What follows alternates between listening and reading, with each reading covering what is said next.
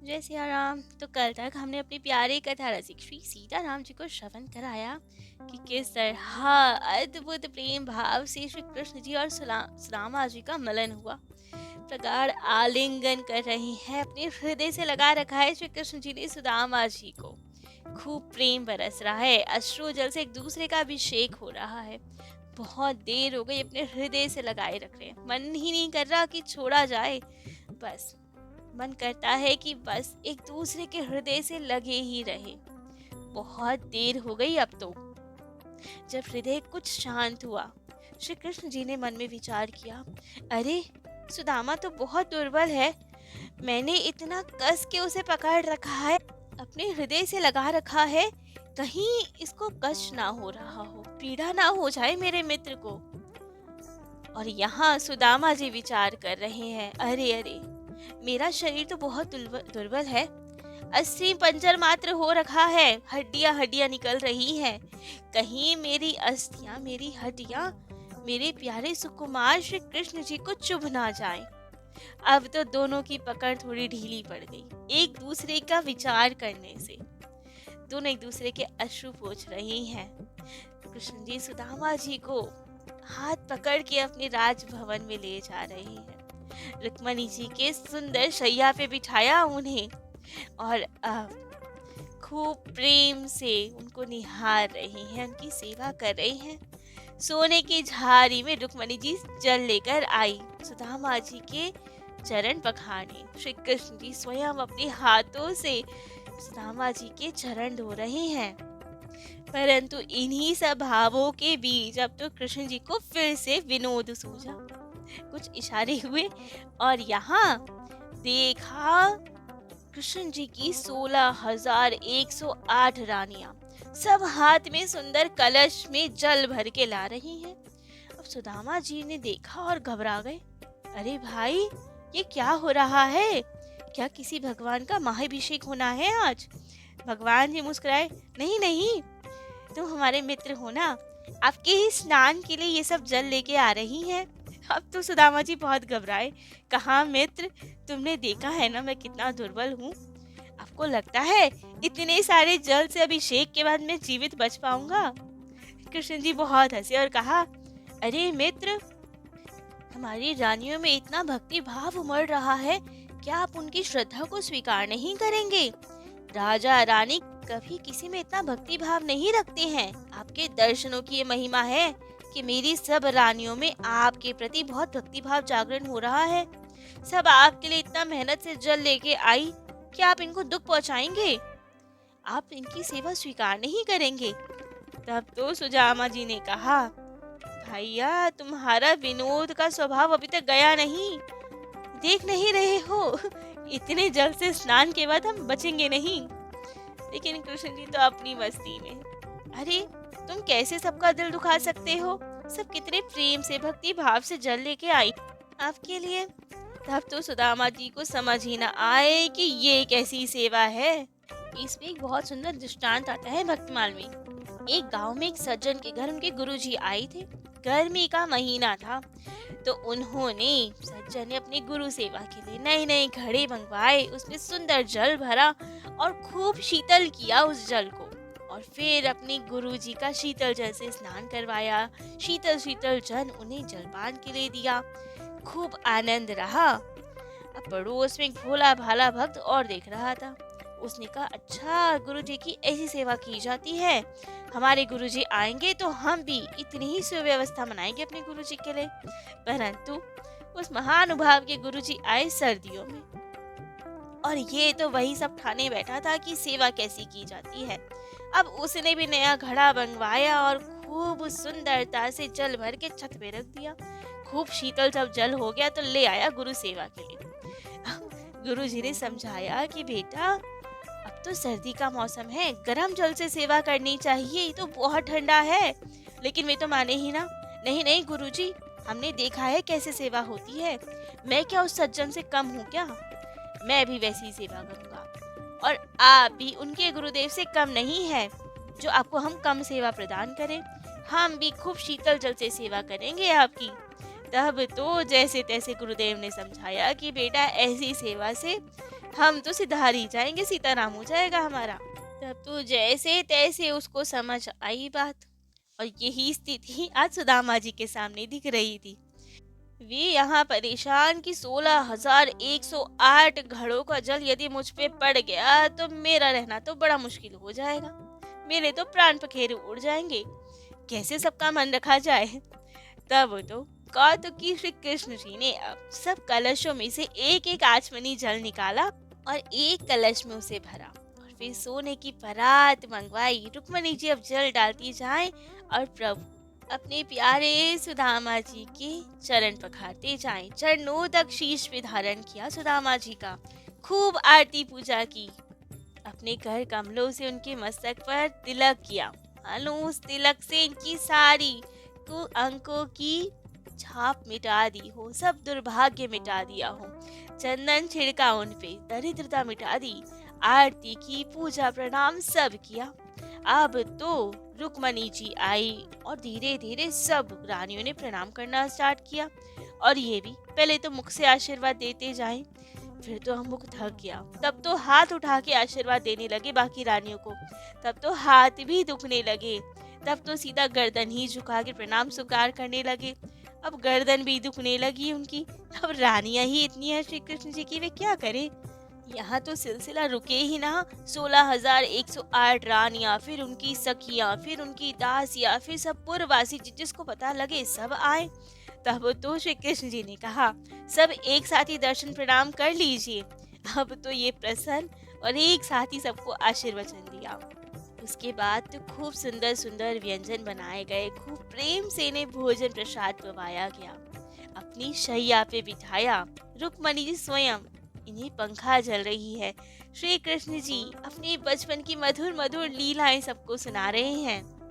कहा जाता है कि सुदामा जी तो एक बार को इतना आतिथ्य सत्कार देख के सोच में पड़ गए कि कहीं श्री कृष्ण जी हमें कुछ और ही तो नहीं समझ रहे, कहीं सच में कोई बहुत बड़े ब्राह्मण देवता समझ के तुम्हारी पूजा नहीं कर रहे हैं। कहीं बाद में इन्हें दुख हो कि अरे हमने गलती से इनकी पूजा कर दी, हम तो किसी और को समझ रहे थे, क्योंकि मैं तो इस लायक हूँ नहीं, मैं तो एक नॉर्मल सा ब्राह्मण ही तो हूँ, इनका मित्र ही तो हूँ, इतने पूजन सत्कार के लायक तो नहीं।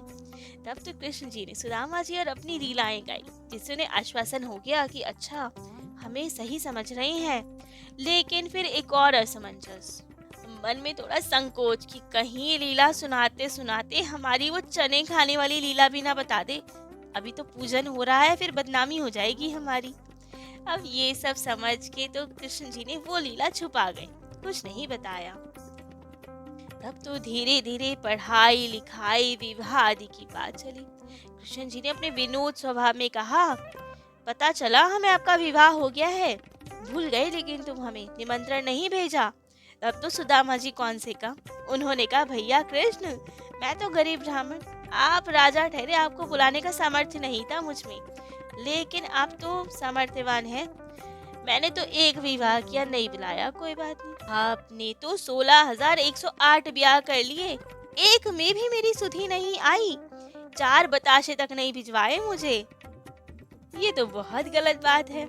अब इस प्रकार से खूब विनोद हो रहा है, खूब सुख में आनंद का समय बीत रहा है दोनों मित्रों के बीच।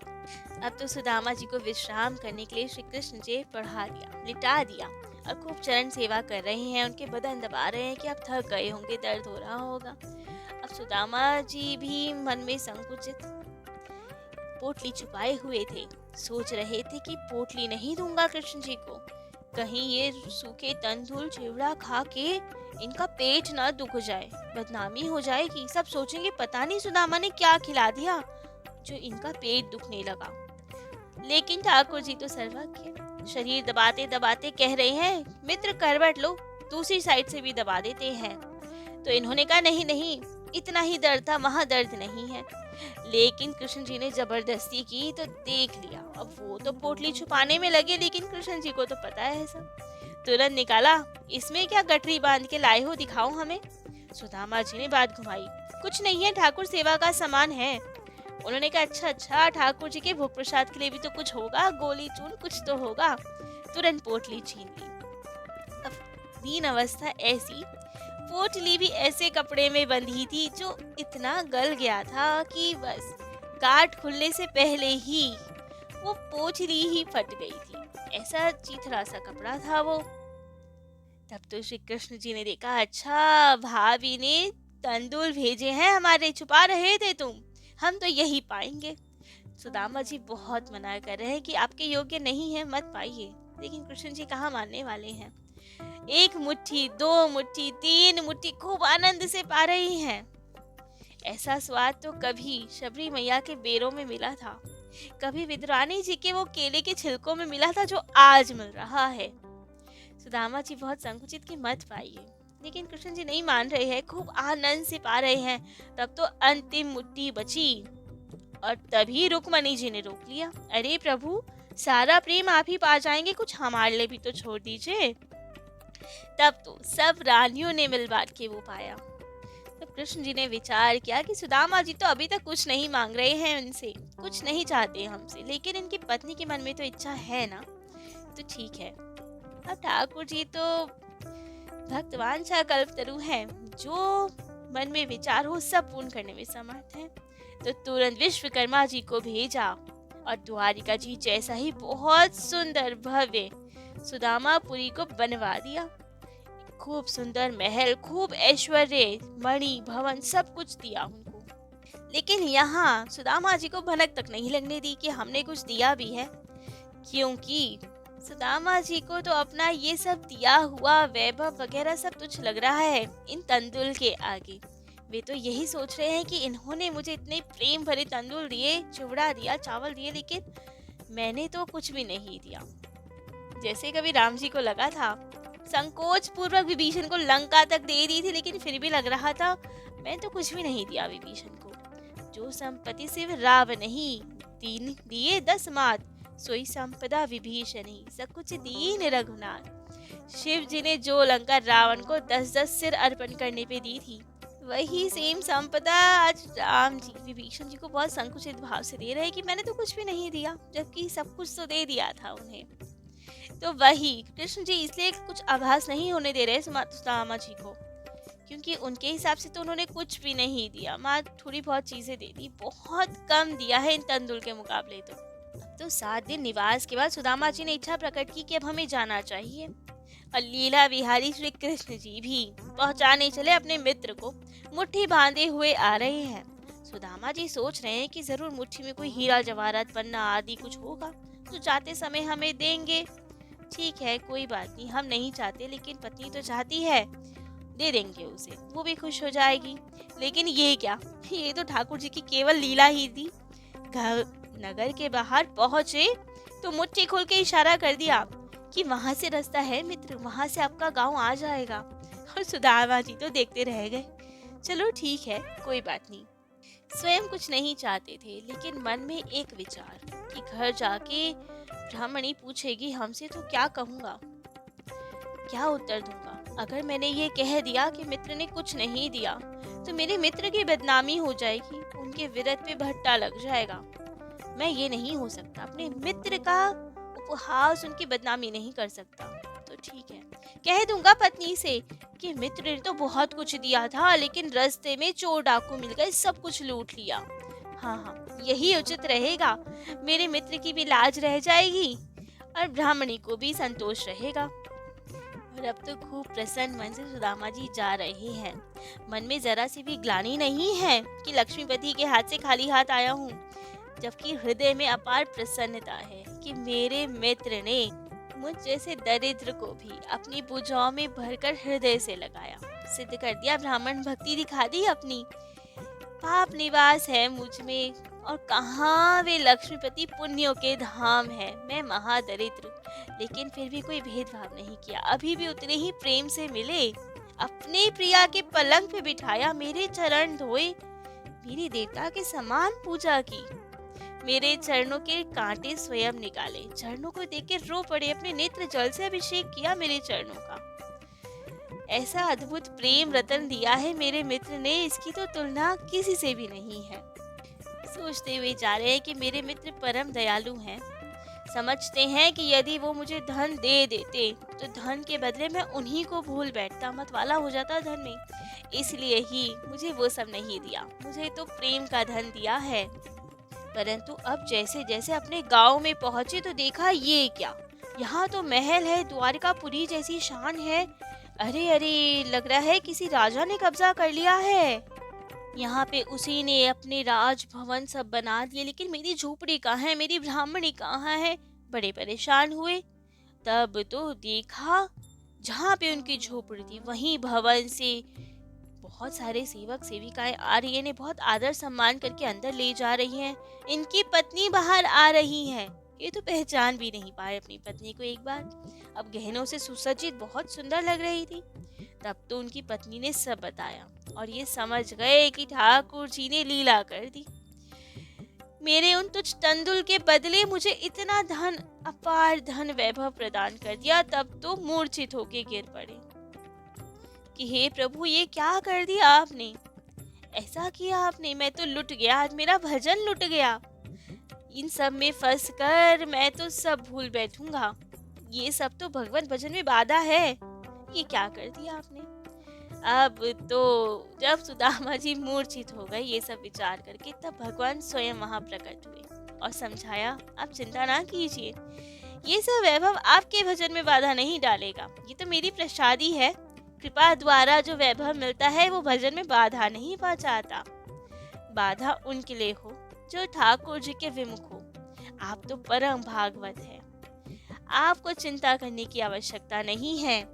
जैसे यदि पारस से कुछ स्पर्श हो तो वे स्वयं स्वर्ण बनता है, वापस लोहा नहीं बनता वे। तो वैसे ही जब आप मेरी शरण आ ही गए हैं, मेरे हो ही गए हैं, तो वापस आप लोहा नहीं बन सकते, आप स्वर्ण ही बने रहेंगे, चेंज नहीं हो सकते। आप मेरे भक्त हैं तो वो भक्ति सदैव आपके हृदय में रहेगी। ये धन वैभव कुछ भी नहीं छीन सकती आपसे। तब तो सुदामा जी को थोड़ा धैर्य हुआ। जैसे पहले रहते थे वे, जितना उपयोग हो उतना ही धन का इस्तेमाल करना, उतना ही भोजन पाना, कोई वैभव का यूज नहीं करना। वैसे ही आज भी रहते थे, खूब भजन करते थे, परम संतोषी थे ये सुदामा जी। और अब तो सुदामा जी कभी कभी अपनी इच्छा से अपने प्यारे कृष्ण जी से मिलने द्वारिकापुरी जाया करते थे। एक बार के बाद कृष्ण जी से मिलने द्वारिका जी गए और दोनों मित्र स्नान करने सरोवर की ओर जा रहे थे। मार्ग में ही सुदामा जी ने कहा, भैया कृष्ण, मैंने सुना है आपकी माया बहुत प्रबल है, क्या कभी मुझे भी उसका चमत्कार दिखा सकते हो आप। तब तो कृष्ण जी को बस मौका मिल गया, वे तो परम कौतुकी है ही, लीलाधारी है ही। कहा, चलो मित्र, आज ही दिखाता हूँ तुम्हें माया। और बस माया का नाटक दिखाने के लिए प्रभु को कोई रंगमंच तो चाहिए नहीं था, उनके तो बाएं हाथ का खेल है माया दिखाना।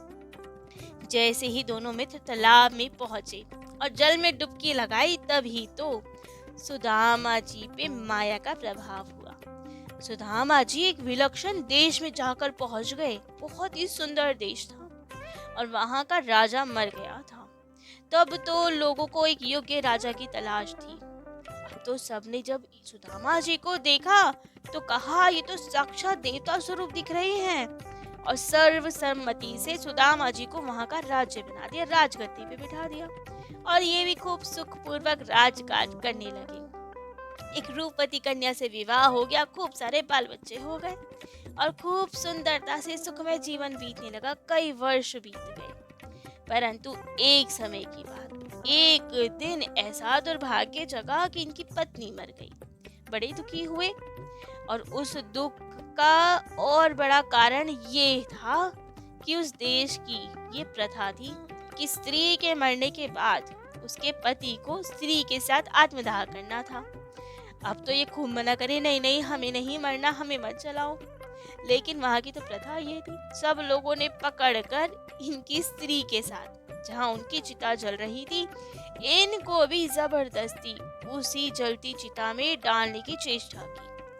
और ये बहुत घबरा गए, बलपूर्वक छुड़ा के भागे वहां से, और भागते भागते जैसे ही रुके तो एकदम हड़बड़ा के जल से बाहर आ गए। अब तो इधर उधर हड़बड़ा के देखे, अरे कहाँ फंस गया, कौन मुझे जला रहा है क्या। और कृष्ण जी तो वहां मुस्कुरा रहे हैं। कृष्ण जी ने पूछा, अरे अरे, इतने क्यों घबरा रहे हो, इतने क्यों व्याकुल हो, क्या हो गया? और ये तो लंबी लंबी सांसें लेके कह रहे हैं, भैया तुम्हें नहीं पता कैसे बच के आया हूँ मैं, जिंदा जला रहे थे मुझे लोग। तब तो प्रभु ने बोला, अच्छा तुम तो स्नान करने आए हो। तब सुदामा जी को होश आया कि ये सब क्या था। समझ गए, यही तो माया थी, मायापति की। प्रभु बोले कि भैया यही है हमारी अद्भुत माया। तब तो सुदामा जी ने हाथ जोड़ के कहा, अब जने कभू व्यापे प्रभु मोहि माया तोरी। हे प्रभु, अब कभी अपनी माया के दर्शन मत कराना मुझे। और इस प्रकार श्री कृष्ण जी के प्यारे सखा सुदामा जी उन्हीं में निरंतर ध्यान मग्न रहते, उन्हीं का ध्यान धरती, उन्हीं के गुणगान करते। और ऐसे ही ठाकुर जी के ध्यान में लीन होते हुए एक समय ठाकुर जी की धाम को प्राप्त हो गए, गोलोकवास मिल गया, धराधाम को छोड़कर चले गए। तो ये थी ठाकुर जी के परम प्रिय भक्त श्री सुदामा जी का चरित्र। आज इनका चरित्र तो यहीं विश्राम देते हैं। कल ठाकुर जी के अन्य किन्हीं दिव्य प्यारे भक्त का चरित्र अपने प्यारे कथा रसिक श्री सीताराम जी को श्रवण कराएंगे। आज के लिए इतना ही। जय जय श्री सीताराम।